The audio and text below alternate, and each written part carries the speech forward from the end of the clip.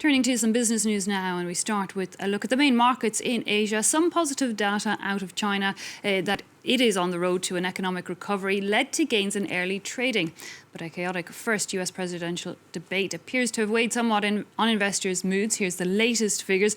As you can see, it is still positive the Shanghai Composite, it's up almost half of 1 percentage point. The Hang Seng in Hong Kong over 1%. The Nikkei in Tokyo, though, sliding into the red, down almost 1 percentage point there.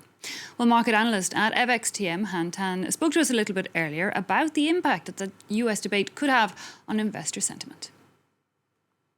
Certainly, and I think one major talking point that markets are reacting to is what was mentioned towards the end of the debate between President Trump and Joe Biden that just ended a couple of hours ago.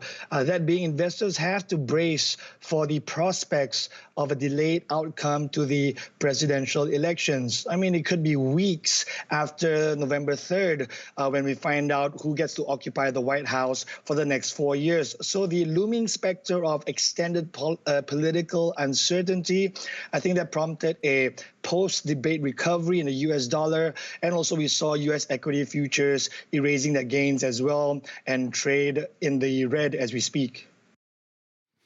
Earlier this year, France announced a large package of support for the car industry with the stated aim of putting 1 million green cars on the roads by 2025. However, those subsidies are set to be reduced already next year.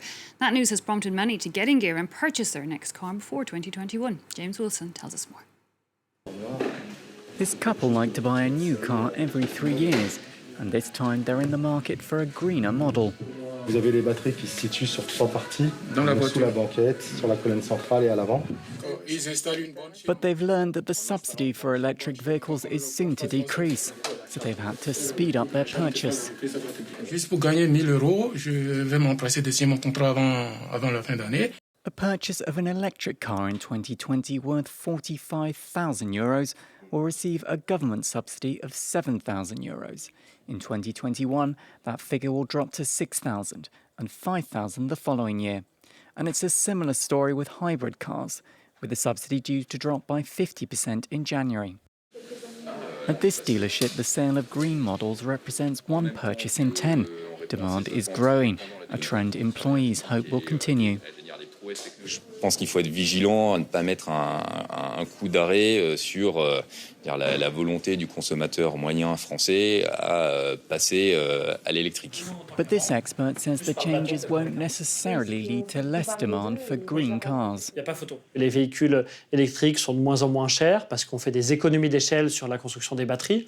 Et donc, le gouvernement considère qu'il y a moins besoin de combler cet écart qui baisse. Et donc, on s'achemine vers une baisse assez douce du bonus pour les véhicules électriques. Meanwhile, the state is also planning to impose higher taxes on the most polluting models of cars.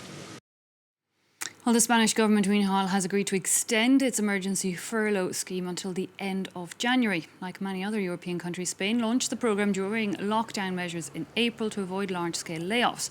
The support was due to expire this Wednesday, so today, but it has now been renewed for another couple of months after talks with unions and employers. Some 750,000 people are currently receiving furlough payments in Spain, down from a peak of 3.4 million earlier on in the year.